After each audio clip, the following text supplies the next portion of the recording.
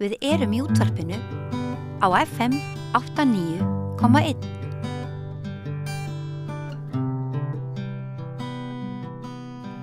Komið sæl, ég ætla alltaf áfram að tala við oddvita á framboðslistum Sósíalistaflokksins. Nú förum við í Norðvesturkjördæmi og þar Guðmundur Hrafn Arngrímsson. Ertu velkominn. Takk fyrir. Af hverju Norðvesturkjördæmi? Nú, þetta náttúrulega mitt heima kjördæmi. Ég uppalinn í Bolungarvík. Ég fæddist nú þetta í Reykjavík og bjó fyrstu mánuði ársins á Barónsstígnum. En svo hef ég bara búið alla tíð í Bolungarvík. Foreldrar mínir búa þar ennþá og mér finnst ég aldrei að hafa flusta heiman, en ég fór nú svona suður á bóginn þegar ég var komin á 30-aldur. Og svo ég ættaður úr Reykhólasveit og Hnífsdal og úr Árneshrepparströndum, og þar hef ég verið meira og minna öll sumur frá því að ég fæddist. Ég skrifaði mikið nýju kirkjuna í Árneshreppi á Ströndum á sínum tíma. Já, ég man vel eftir því ævintýri. Og þetta var mál sem að klauf sveitina og tók langan tíma að sætta sjónarmið og svo kom annað mál stuttu ekki nokkrum árum seinna upp á sem að klauf sveitin aftur, eins og við munum 2017-18 með Hvalavirkjun. Þannig að það eru svona stór málefni sem að þetta er ástríðu fólk, þetta eru veiðimenn og sem að búið á harbíli og láti ekki bjóða sér hvað sem er og eru fylgin sér. Þetta er sérstaklega gott fólk sem er úr Árneshreppi. En það er náttúrulega, þetta er svona fámennt og skiptist í tvær fylkingar, þá getur þetta orðið svolítið svona hatramt og sko fólk alltaf jável hittast sko sem eru andstæðingar í einstöka máli og er það ekki? Jú, þetta er mjög erfitt og þetta er náttúrulega að því að þetta er fámennt og nálæðin þó að þetta sé afskekt af nálæð milli fólks mikil og það hefur alltaf verið mikill samgangur og menn hafa getað treyst á hvern annan og það hefur bara verið forsenda fyrir byggð þarna, fólk hefur þurft að treysta á hvort annað, þannig að þetta hefur verið sérstaklega erfitt og þetta hefur náttúrulega líka komið niður á bara lífsskilur þeirra sem búa þarna, bara varandi félagslíf og annað. En það er samt sem áður að fólk gengur ágætlega að taka þetta út fyrir sviga. Það sé að kljást þessi ágreiningsefni bara á viðeigandi stöðum og tímum. Já, ekki sem að þau hittast einhvers staðar að mætast. Nei. En þetta eru fáir íbúar. Já, mjög fáir og hefur fækkað mikið. Það er búið að vera í síðustu 30 ári búin að vera eitthvað svona verkefni í gangi þar sem á að reyna að efla byggðin í Árneshreppi, að búið að lofa íbúum í Árneshreppi ótrúlegu innviða uppbyggingu, vegabótum, en það hefur ekki verið staðið við neitt að þessu. Og síðustu árin hafa bara nokkrir bændur í viðbót brugðu búi og mér telst til að séu ekki nema 3 bíli í Árneshreppi ennþá með sauðfjárrækt, sem er náttúrulega bara ég man þegar að voru orðin 10 og þá hringdu við bjöllunar og nú voru 3. Þannig að ég veit ekki. Það líka verið sko vandræði með samgöngunar og svo veturnar sko, með snjómokstur og fleira, þetta er náttúrulega ekki, fólk hefur ekki búið í lúxus. Nei, ég man að við fórum eins og á Selveiði. Ég fór með föður mínum og föðurbróðir í október-nóvember, held ég að vera 88.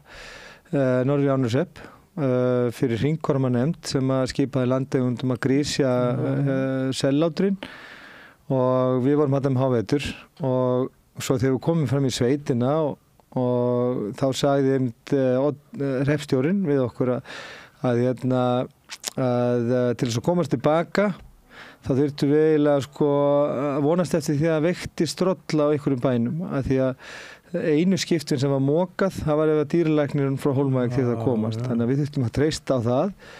En það veikti þengi rolla og við tók mikil svaðir för að reyna að komast úr sveitinni hérna miðjan nóvember. Af því að það var ekkert moka bara fyrir að voru því, sko. Já, það er svoleiðis. Já. En þú ert úr Bolungarvík? Já, ég líti á mig svona fyrsta skilgreining á sjálfu mínu er að ég er bolvíkingur og ég átti frábæra æsku þar og komin af verkafólki sem að bjó bara vel okkur börnin. Pabbi vann í síldæðismunni, móður mín vann svona hlutastörf í frystihúsinu á Rækjuvinnslunni og við náttúrulega bara vorum hálf sjálfala eins og flest börn í Bolungarvík. Lékum okkur úti langt fram á kvöld og komum inn þegar vorum svöng eða köld og það voru einu skiptin sem svona eitthvað rak okkur inn. En sko, fyrst út á Bolungarvík, að þá það ýmist að fólk segir Bolungavík eða Bolungarvík? Já, þetta Bolungarvík. Já. En hvað heitir náttúrulega í vélsmiðinni? Hann Finnbogi. Já. Hann segir að það getur ekki einhver eitt bólur, þetta er Bolungavík, segir hann. Já, en þetta sko... En þess að stendur utan á, eða stóð, ég spurði hann aðeins þetta því að þið komandi fyrir mörgum ára síðan, þá stóð vélsmiða Bolungavíkur. Já, ég veit að þetta ég hef séð og heyrt hefur oft verið rifist þetta og ég heyrði mitt mann sem þekkti mikið til sögu Bolungavíkur. Hann talaði þetta að það hljóta að vera fleiri en einn bolungur eða sem sagt trjástöppur í fjörunni heldur en og þess vegna ætti víkin að heita Bolungavík en allavega hafa málverðinir þróast þannig að við tölum alltaf Bolungarvík og við verðum svolítið okkur verið heitt í hamsi ef við sjáum þetta borður yllið fram eitthvað staðar. Þetta er opinbera heitið með R-inu. Já. En þetta verið en svo alveg svo Reykhólasveit hefur líka verið. Ég hef ekki verið þar, en móðurfólkið mitt kemur úr Reykhólasveit. Langafi og langamma byggu svo í Hnífsdal. Langamma fædd í Reykhólasveit og það er svo skemmtilegt að langamma mín, hún var vinnukona í Þorskafirði á bæ við hliðina á bónda sem er til mynd af. Þetta er mynd af þessu bónda, hún birtist í ferðabók hjá breskum ferðamanni sem ferðaðist Barðastrandarsýslu 1890 og tekur mynd af þessum bónda sem vill svo til að býr á næsta bæ við það sem langamma mín er vinnukona og þessi maður er tvífari minn og það hafa mér margir mér mun vitrari bara staðfest að ég hljóta að vera tímaferðalangur.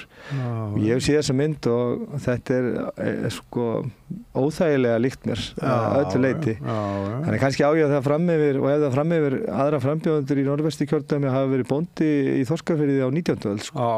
Segðu. Á þess að muna það svo grannt.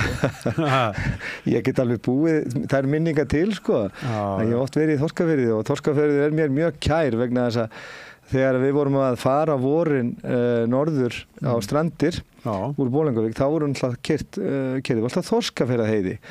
Þannig að Þorskafjörður var alltaf svona þessi góði áningarstaður eftir þessa löngu heiði, þá var búið að skipta allavega þrisvarsinnum með dekk og pabbi fann að öllum heimsins vandamálum og einhvern veginn kristallust öll í því að það sprungu dekkin og ég man þetta var þannig að sko að það var ekkert verið að skipta dekk, það var verið að umfelga og gera við þau í slittu og rigningu upp á heiðum í þoku og þannig voru ferðalögin sko og ferðalögin frá Bolungarvík og norður í Árneshreppi voru yfirleitt þannig að við gistum á 2 stöðum á leiðinu sko.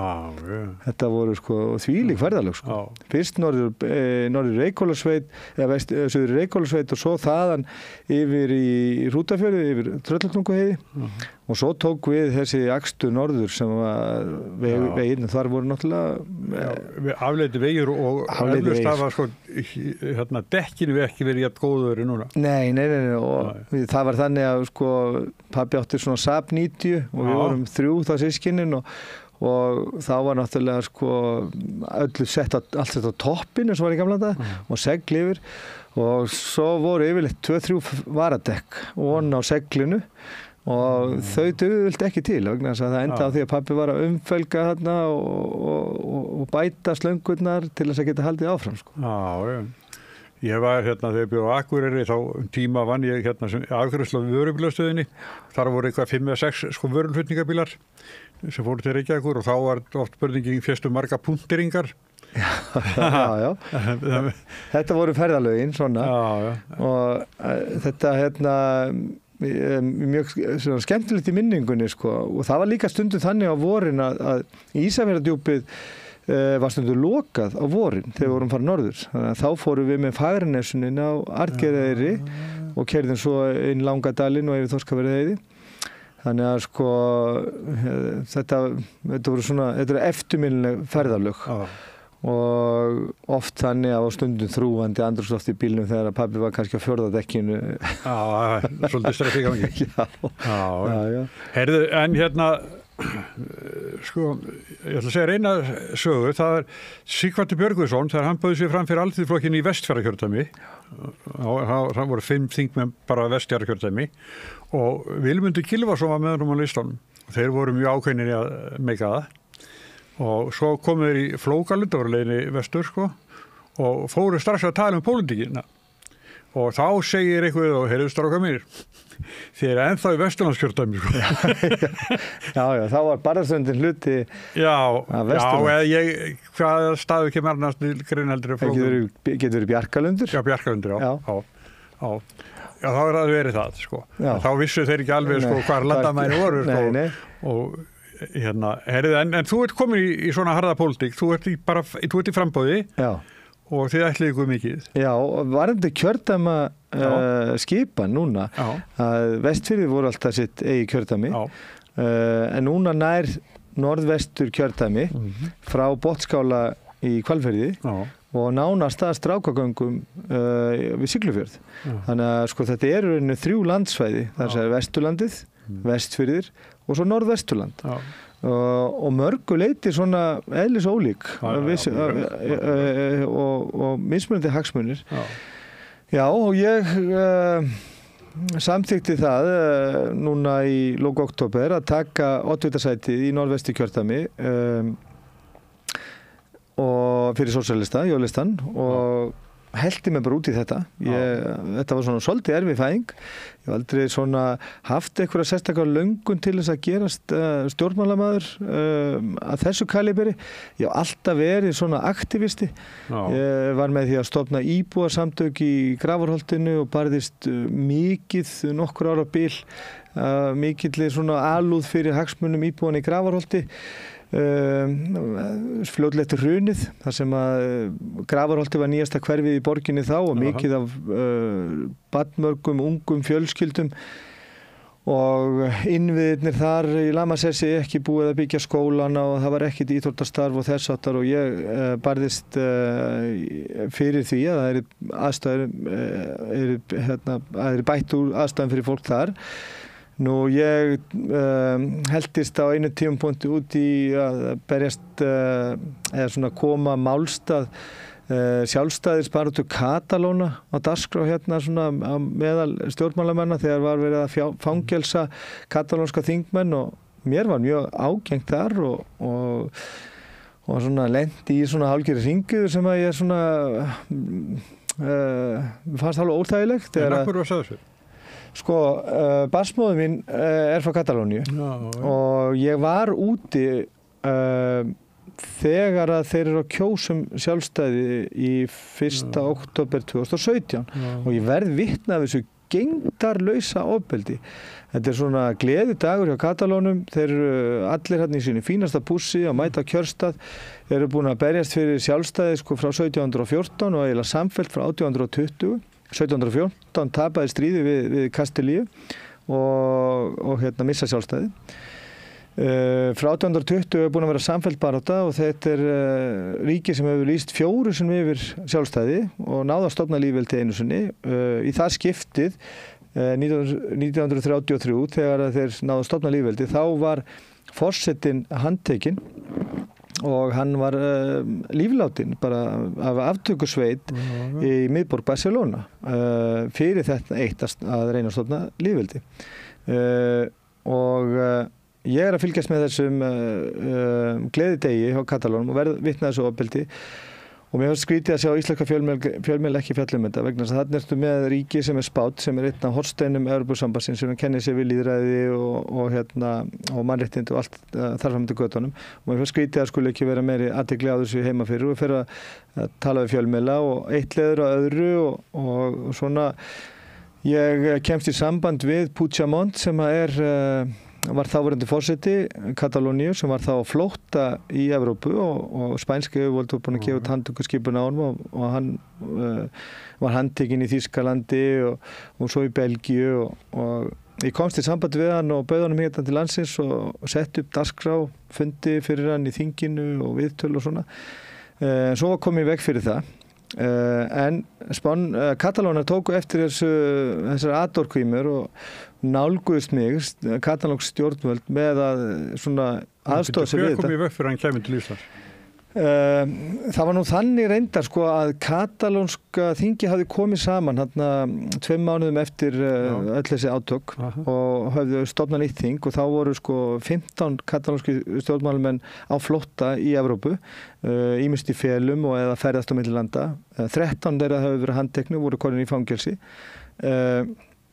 En eftir að nýtt þing kom saman í Katalóníu þá leist þeim ekki á blikuna að Puigdemont var leiðin til Íslands. Hann var komið með svona gott prógram og gæti hugsanlega komið með málstað Katalóna áleiðis inn í íslenska þinginu að þeir voru ekki með neitt plan til að bregðast við því og álitu Ísland hugsanlega vera lykil svona bandamann sinn í þessari baráttu sinni og vildu hafa eitthvað plan hvað þá gert í framhaldinu ef að íslensk stjórnvöld myndu hugsanlega taka undir kröfu þeirra að fá að ráða sínum högum sjálfur. Og það voru katalónska þingi sem biðlaði til Puigdemont að fara ekki til Íslands en sendi herra Katalóna kom svo til Íslands og við hittumst og ég fór svo nokkur sem út að hitta hana og það var hérna í öllu þessu samhengi þegar að utanríkisráðherra Katalóna kemur hérna svo til landsins á vormánuðum 2018 að þá 2019 fyrirgefðu held ég að var einmitt 2019 held ég að hann kom hérna að þá eftir eitt fund með sendiherranum að þá 2 aðilar úr leyniþjónustu Spánar inni á kaffihúsin sem við vorum að hittast á í svona hálfgerðu leyni og það var augnablik sem var mjög erfitt fyrir fjölskyldu barnsmóður minnar þegar þau fréttu af þessu að ég væri komin á þann stað að spænska leyniþjónustan væri að fylgjast hugsanlega með mér en vissi minnst okkur hver ég væri og það var svona eiginlega bara tekið að mér orðum að vera ekki að skipta mér að þessu vegna þess að þetta fólk hafði upplifað það að alast upp á Franco-tímanum þegar að lýðveldi sinnar og sjálfstæði sinnar í Katalóníu hurfu bara ef þau voru eitthvað að gera sér breiða. Þannig að ég svona lét þetta frá mér í kjölfarið og annars sem ég hef svona beitt mig fyrir og áður en ég fór inn í Neytendasamtökin voru ég tók upp hagsmuni fyrir fjölskyldu mína sem á jarðir norður í Árneshrepi, jarðir sem liggja sitt hvorum megin að Hvalárvirkjun þar sem að við töldum að það hefði verið farið rangt með bæði leyfisveitingar og annað og ég var fulltrúi þeirra föðursystkina minna í þeirri andstöðu og okkur varð svo mikið ágengt með þetta að virkjunaráform var frestað. Við nýttum öll þau verkfæri sem við höfðum til að koma vekk fyrir þetta færi af stað og það tókst hjá okkur vegna þess að það var í rauninni ekki farið rétt að þessu og svo ekki bara það heldur líka voru aðilarnir á bakvið þessar virkjanaframkvæmdir voru aðilar sem höfðu verið gerst sekir alls konar misferli hérna kringum kísilverið í Helguvík sem við munum öll eftir og það voru sömu aðilarnir á bakvið það og þess vegna leist mér ekkert á það að þessi framkvæmd fengi fram að ganga sko. Nei, en hérna, sko, nú ertu búin að fara kjördæmið. Já. Er það ekki víðast eða hvað? Ég er búin að fara nokkur sinnum á Vesturland og einu sinni vestur á Firði og svo einu sinni norður í Skagafjörð og Húnavatnssýslu. Jú, ég er búin að ná að keyra þetta kjördæmið. Þetta eins og við sagðum þetta viðfemt kjördæmi. Já. Það vetur, við lendum í hríðaveðri fyrir norðan í síðustu viku. Þannig að þetta sko, það ekki hlaupið að því að sinna kjördæminu, sérstaklega sko, við erum náttúrulega flokkur sem lítill og höfum kannski ekki mikið svona burði á stofnanir til þess að skipuleggja og gera og græja fyrir okkur, þannig að við erum svolítið svona hlaupunum sjálf við að mæta þá fundi sem við erum boðið á eða við vitum af og við erum að reyna að setja fundi á okkar vegum en þetta hefur gengið vel. Já. Það bara eiginlega svona, við getum bara sagt Hvað brennur á fólki helst? Sko það svolítið mismunandi. Fyrsti fundur sem ég fór á var ungmennaþing á Vesturlandi. Já. Og það var mjög góður fundur vegna þess að þá heyrði maður frá stórum hópi ungmenna sem komu víðsvegar af Vesturlandi og að Snæfellsnesinu og Borgarfirðinum og Hvalfjarðarsveit, þar sem þau voru að tala bara hvaða áskorunir mætti þeim og það voru til dæmis almenningssamgöngur, það voru menntamál, það var stoðþjónusta, sálfræði þjónusta og alls konar svona stoðþjónusta í menntakerfinu. Það kom mér á óvart hversu hár kostnaður hjá ungmennum sem að sækja sér framhaldsnám, annaðhvort af Snæfellsnesi, Dölunum, í Borgarnes eða Grundarfjörð, hvað það dýrt fyrir þau að ferðast. Það að segja að kostar allt upp í 300.000 krónur fyrir hvern nemanda á önn að ferðast í Borgarnes og sækja námi í fjölbrautaskólanum þar eða Grundarfirði. Og þetta eru gríðarlega fjárhæðir. Og þetta fannst mér bara strax að þarna aðstöðumunur fólks alveg gríðarlega mikið til að sækja sér framhaldsmenntunar. Og ef við ætlum að tryggja það að börnin haldi tryggð við sína heimahagi og haldi áfram að búa þar eða minnstakosti veita héruðun sínu þá gæfu sem að fylgir uppvexti einstaklingsins, þá verðum við að búa með þannig hnútana að fólk sjái hagsmunum borgið í að vera þarna áfram. Af því það að reyna að halda tryggð við byggðina. Það að reyna að bjóða samfélagin sín upp á þau gæði sem að þessi einstaklingar hafa. Og þá getum við ekki haft það þannig að krakkarnir þurfi að bæði það, að leggja það á sig, að ferðast kannski klukkutíma aðra leið í nám og þurfa svo að borga fyrir það stóra fjárhæðir að auki. Þetta finnst mér algjört lykilatriði að þetta þarf að leiðrétta. Og svo kannski við færum okkur bara eftir kjördæminu, svo komum við inn á Vestfirði. Já, á Vesturlandi finnst mér svona málefni ungnafólksins vera svolítið fyrirferðið mikið allavega í mínu hjarta af því að það eru blómleg landbúnaðarhéruð þar sem að býr töluvert mikið ungu fólki sem að þarf að sækja sér svona alla þessa þjónustu sem að við þurfum að geta boðið ungi fólku upp á, alls konar félagsstörf, íþróttastörf, menntun, afþreying og þess háttar. Við þurfum að huga því að lífsskilyrði bændana í landbúnaðarhéruðunum á Vesturlandi og Dölunum séu með þeim hætti að unga fólki sjáu sér best borgið að halda áfram að búa þar. Við erum náttúrulega með strandveiðar, sjávarútveginn á Snæfellsnesi og Vestfjörðum og þar leggjum við áherslu á og við heyrum það líka að íbúar þar vilja að krókaveiðar fái stærri hlutdeild og séu jafnvel þannig að fleiri geti stunda krókaveiðar. Það er sá veiðiskapur sem umhverfisvænastur með besta hráefnið, mesta dreifing á auðnum, skapa mesta lífið, viðheldur byggð og það allt jákvæmt við þetta.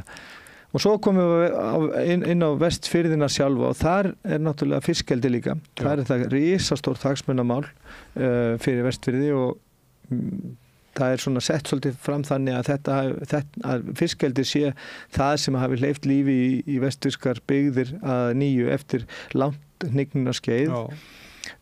Sem alveg rétt. Þetta hefur haft alveg gríðarlega jákvæð áhrif á svona efnahægin í samfélaginu þó að dreifingu auðsins sem verður til og fer í gegnum hafnirnar þarna sé ekki með þeim hætti sem við sósíalistar viljum sjá. Við viljum sjá miklu betri dreifingu auðnum og það að arðurinn af nýtingu svo auðlinda, arðurinn af verðmætasköpun sem verður til í höndunum af fólki verði eftir í héruðunum og standi undir bæði þjónustu og innviðum sem þar eru og þurfa að vera.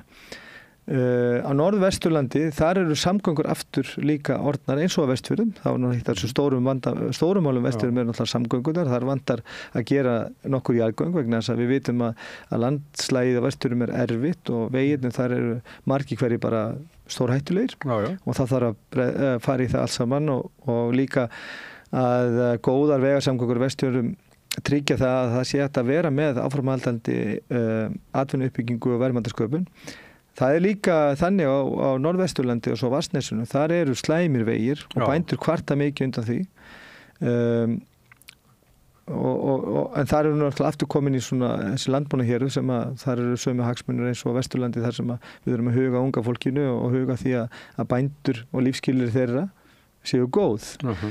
Þannig að þetta eru nokkri málaflokkar sem að eiga við á mismunandi landsvæðum og stundum það þannig að hagsmunir eins landsvæðins innan kjördæmisins stangast á við hagsmuni annars landsvæðis og þarna þurfum við náttúrulega við sem stjórnmálamenn og við sem erum frambóðið fyrir kjördæmið að reyna að hlusta eftir öllum sjónarmiðum sem eru uppi af því þetta eru alvöru sjónarmið og hagsmuni fólks og finna skurðarflutin þar sem að einhver sátt. Það alltaf einhver skurðarflutur þar sem að hagsmunir eins og hagsmunir annars eru. Þeir skerast alltaf einhver staðar og þar hlýtur að vera svæði þar sem að við getum fundið sáttina. Það svo heldur áfram í Skagafjörðin þá eitthvað allt annað líka. Já, það Skagafjörður gríðarlega blómlegt landbúnaðarhérað og útgerðarbæ líka. En það náttúrulega, það kannski svona öðruvísi stemning í Skagafirði. Við vitum öll áhrif og umfang og hversu umleikis eitt fyrirtæki í öllu mannlífi þarna í Skagafirðinum, Kaupfélag Skagfirðinga. Mörgum þykir nú nóg bara svona hvað bröltið á þessi fyrirtæki, hvernig það og það birtist til dæmis bara í því að Kaupfélag Skagfirðinga hefur keypt hérna upp fjölmarga veitingastæði á höfuðborgarsvæðinu og að færis út í alls konar óskyldan rekstur. Morgunblaðið. Og Morgunblaðið. Þannig að ég finn alveg fyrir því að tala við fólk í Skagafirðinum og í nágrenni Skagafjarðar að svona stærð og umfang og svona hvernig Kaupfélag Skagafjarðar orðin eins konar reglíf yfir meira og minna alla athafnasemi á þessu svæði að fólki finnst það óþægilegt þó að það finnist ekki ógnað þá finnst öllum það óþægilegt bara vitandi af því að það eru hagsmunir svífandi yfir þeim sem geta mjög auðvitað að kippt undan þeim lífeyrisbrauðið ef að fólk eitthvað fer í einhverja andstöðu eða kannski fer út úr einhverju munstri sem að þeim ekki þóknarlegt. Bara vitandi af því. Það mjög svona erfitt fyrir frelsiselskandi einstaklinga. Oftar einu sinni og oftar en tvisvar hafi fólk þaðan hringt í mig til að sem blaðamann bara til að segja mér frá lífsklukkunni þar Já. Og það einmitt þetta þú veist hvar dóttir þín vinnur. Já, þetta víðar. Þetta ekki bara í Skagafirði. Ég veit að þetta víðar. Þetta víðar á Vestfjörðum og ég veit að svona þó að fólki sé ekki fá ekki beint skilaboð að haga sér að þá eru mörg óbein skilaboð og svona hátterni sem að kemur þessu skilaboðum mjög áleiðis. Þá kemur svona þrælsótti jafnvel Já, það kemur þrælsótti og fólk þorir kannski ekki að segja það sem því finnst. Heldur fyrir mjög leynt með það og vill helst ekki ræða það opinberlega og ekki láta aðra vita af því. Og svona En svo á móti kemur að héraðið blómlegt. Héraðið blómlegt og þetta náttúrulega og í skjóli Kaupfélagsins væntanlega það svona Já, það náttúrulega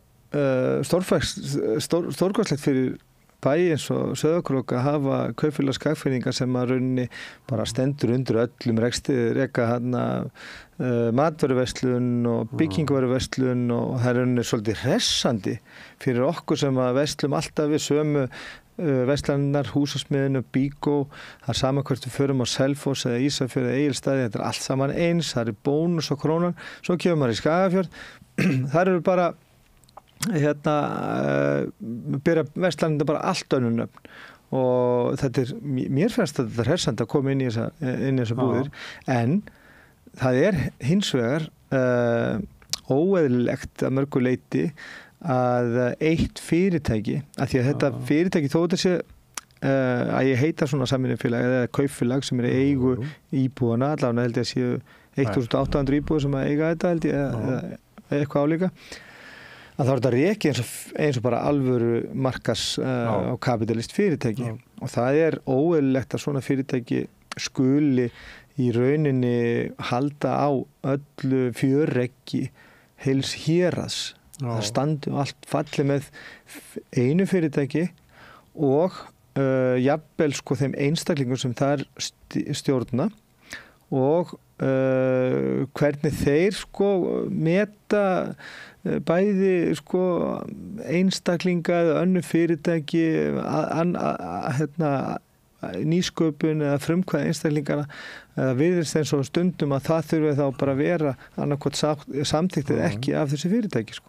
Ég og konan hefum tvisvar farið í golfferð til Sauðárkróks og sko, það er mjög fínt golfvöllur hjá þeim, bakarið er mjög gott svona, í morgunmatinn og svo eru fíni veitingastæðir þetta er nefnilega sko, hluti þarna af Sauðárkróki sko, það er bara svona eins og þessi miðbær bara það eru alveg matsölustaðir bara sikkur með göttuna og Já, þetta er stórkostlega fallegu bær líka og það sem að ég dáði stað og ég hef nú komið oft á Sauðárkrók og alltaf dáð staði hvað þeir hafa haldið til dæmis götumyndin í aðalgatan sem gengur hérna þvert í kring bæinn, þannig eru fullt af gömlum húsum og ég saknaði svolítið að sé ekki fleiri bæir á Íslandi sem að líta svona út, þar sem að sýna okkur svona byggingasöguna frá byrjun síðustu aldar og mér finnst þetta sjarmerandi bær og afskaplega og það er þróttur í bænum, það er líf í fólkinu og hugur en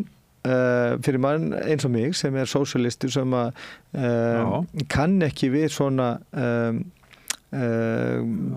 fyrirtæki sem að starfar eftir svona á svona miklum svona eftir svona miklu markaðslögmálum ríki yfir héraðinu. Svolítið yfir þyrmandi. Já, þetta er eitthvað sem að það er svona að klárar mér á svona stöðum sem að yfirleitt svona fyrirtæki gera sko.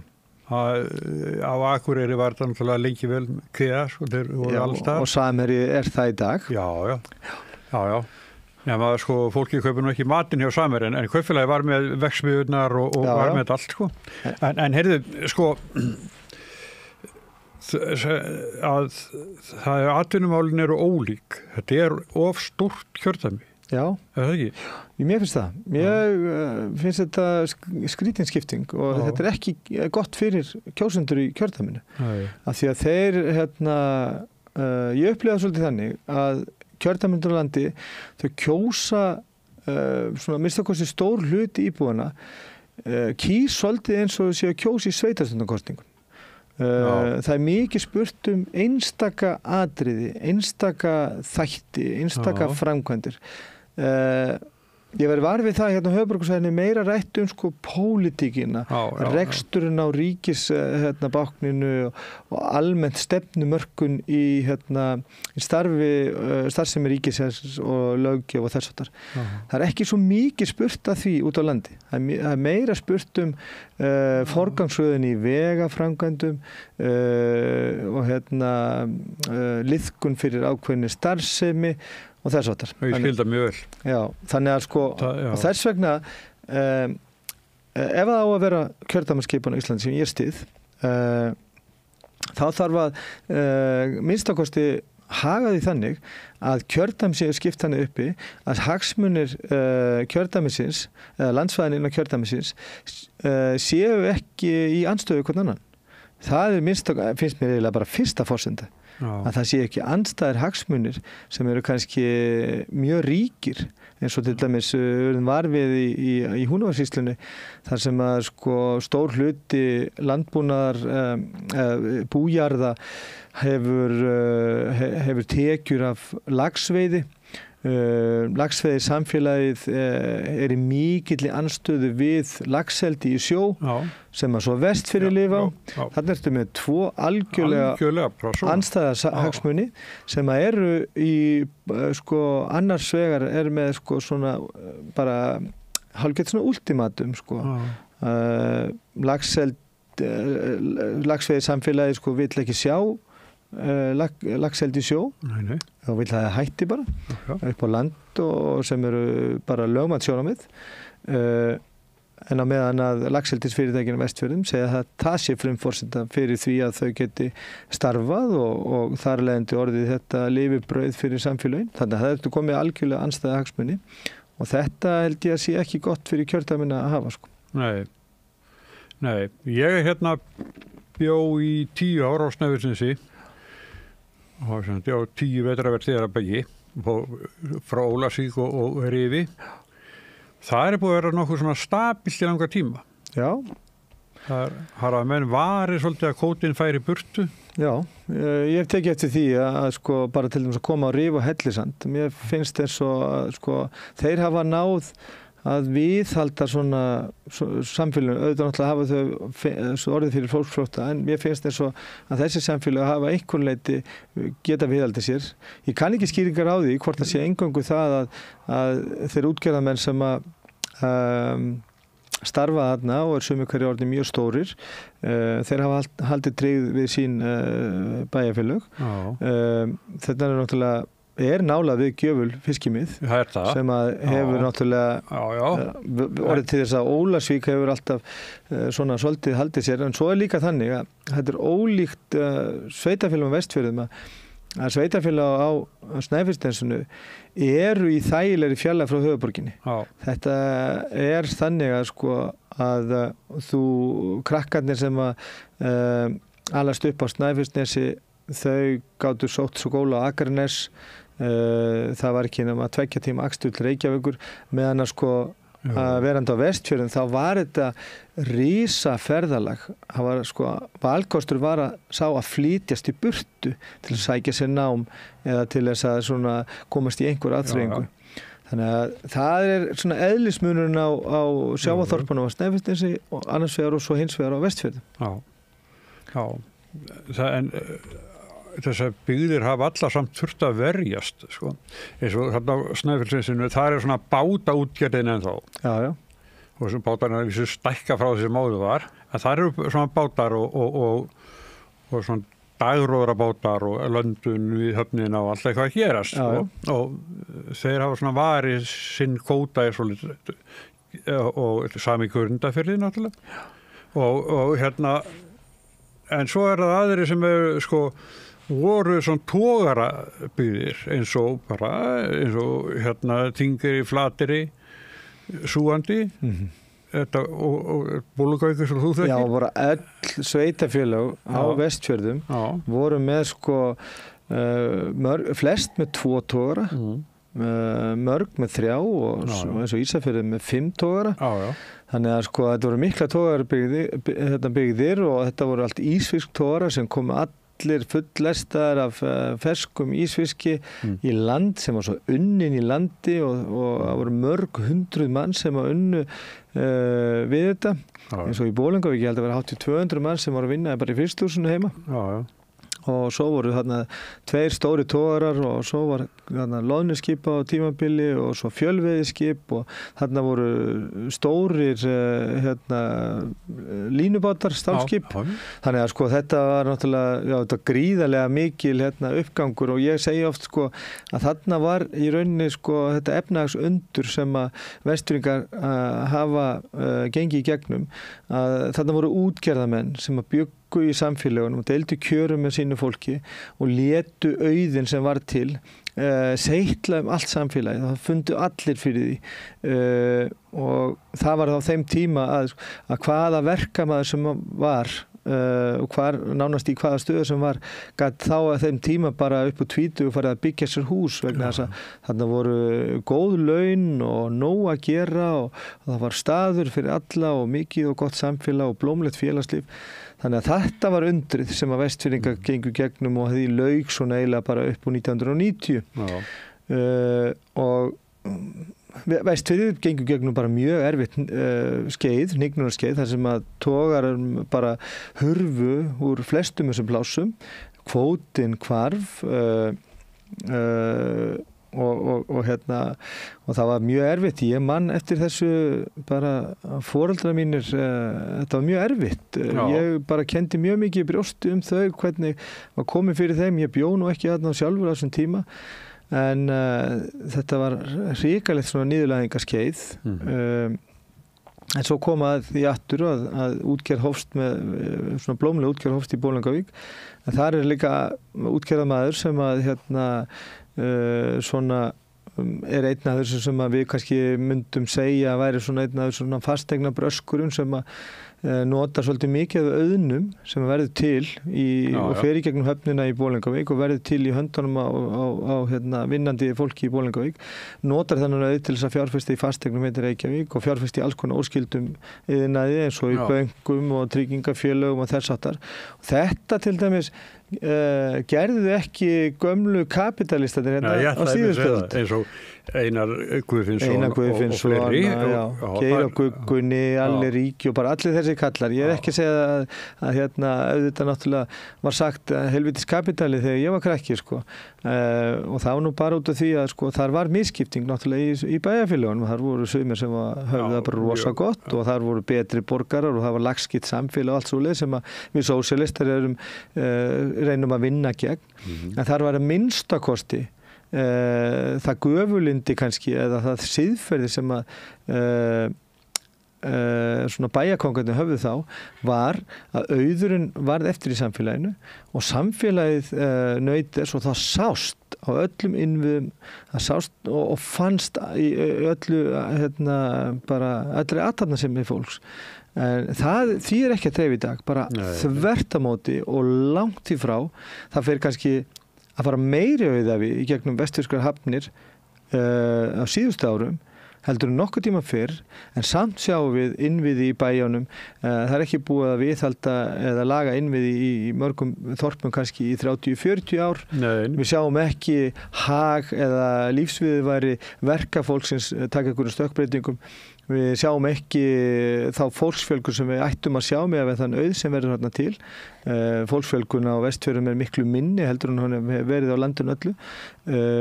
En hún hefur tekið viðsnúning því að fólki fækka á Vestfjörðum alveg til 2016 og 2017 en hefur farið að fjölga aftur sem gott. En ef að það er að kalla,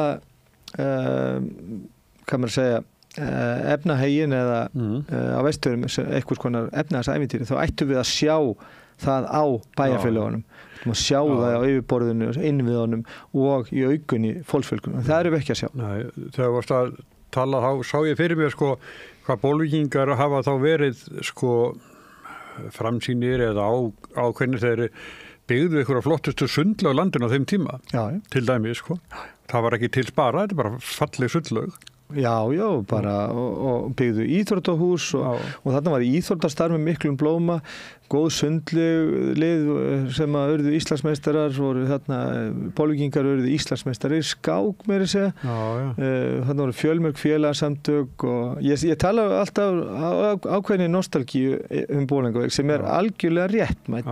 Ég sé ekki Bolungarvík einhverju rómantík, þetta var bara raunveruleikinn. Þrátt fyrir alla þá bresti sem að samfélag getur búið yfir, þá var þetta ofsalega gott samfélag og ég held að eins og sem ég segja að þátt fyrir þetta hafi ekki verið fullkomið samfélag, þá vorum við mjög góðri leið og þarna held ég hafi orðið til svona fyrirmyndar ákveðin fyrirmyndar samfélag sem að fyrir þann tíma en því miður eftir innrás nýfrjálshyggjunnar og þessar vandræði með framsals á kvóta 1990 og árunum þar eftir að þá var það eiginlega bara til algjörða hörmunga fyrir Vestfirði sem að Vestfirðingar eru svona sko vonandi fara að eiga það að þetta breytist í framtíðinni en miða við hvernig haldið á hlutunum og varðandi sko hvernig arðurinn af vinnuframlagi fólks þarna, arðurinn af sameiginlegri auðlindanýtingu, hvernig hann fer í svo miklu mæli í gegnum hafnirnar og í gegnum hendurnar á fólki til örfárra sem að ráðstafa auðnum oftast nær bara annar staðar heldur en í heimahjörðunum að þá held ég að það verður svolítið langt að bíða í að Vestfirðingar upplifi aftur þetta efnahagsævintýri sem var alveg fram undir 1990 nema við náum að snúa þessu við það að segja að tryggja það að arðurinn af þessu auðlindum, arðurinn af vinnuframlagi fólks verði eftir heimi hérðan og standi raunverulega undir uppbyggingu innviða og grunnþjónustu. Það sko frjálsa framsalið sko kipti í Bolungarvík kipti lífsviðið væri undan mörgu fólki.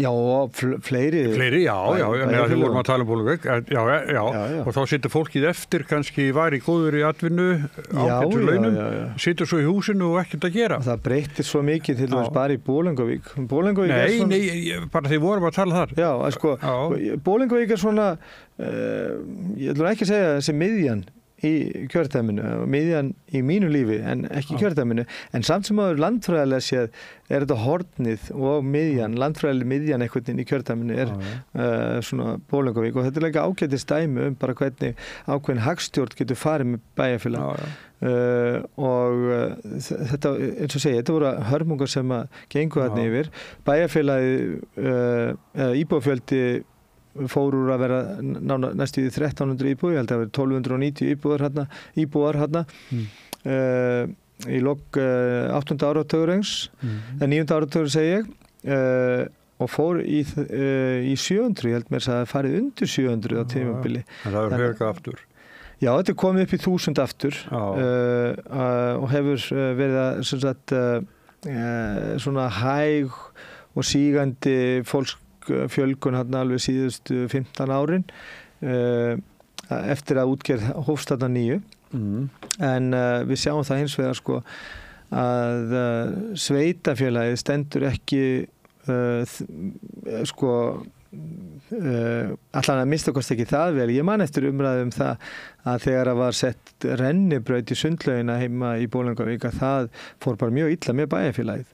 En þegar ég að vaks og grasi sko, þá var verið að helluleggja allar gangstéttar og það var verið að málbyggja og bæta við götum og það var verið að byggja íþróttahús og það var verið að gera fótboltavelli og leiksvæði og byggja nýja leikskóla og það var byggja heilsugæslustöð og það var verið að bæta við flotbryggjum og það var allt bara í gangi.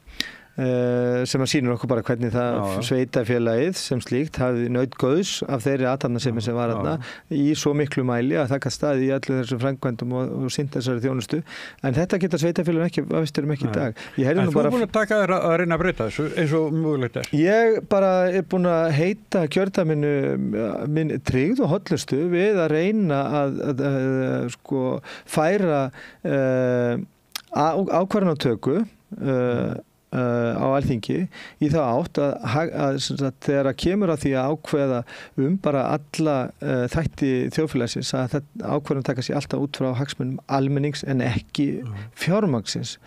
Því það er fjármagnin sem rekur svolítið pólitíkin í dag. Við sjáum það bara, mjög glöggt að sjá það bara í gegnum fiskeldið. Það eru sko fjárhagslegir hagsmunir þeirra sem að eiga atvinnutækin í fiskeldinu sem hafa rekið pólitíkina í fiskeldinu og ekki bara pólitíkina heldur líka stjórnsýsluna. Það er að segja að hún fer eitthvað að högta undan þrýstingnum sem að stjórnvöld láta undan og þá er stjórnsýslan, hún er veik, hún er ekki tilbúin og þeir svona vaða yfir þetta og svo verða til alls konar slys sem verður til þess að fiskeldið bara sem atvinnugrein færa sér bara mjög vondan og neikvæðan stimpil í hugum flestra landmanna. Það eru meirihluti landsmanna sem hefur eitthvað konar neikvæða svona sýn eða tilfinningar eða skoðun á fiskeldi í opnum sjókvíum og þetta er afleiðing af þessari svona öfgafullri undanlátssemi gagnvart fjármagninu og þetta munum við sósíalistar aldrei láta líðast. Þetta frumforsenda okkar, það að taka á stórkapitalinu og leyfa því ekki að ráða förinni. Herri, gangið vel með það, Guðmundur, og takk fyrir að sitja hérna með mér. Takk fyrir mig. Og Rauða borðið heldur áfram að vörmu spori. Það komin tími til að breyta stefnunni. Hinn eina sanna breyting sósíalismi. Sósíalistaflokkurinn vill að húsnæðiskerfið verði afmarkasvætt. Meira stefnuna inn á xjóð.is.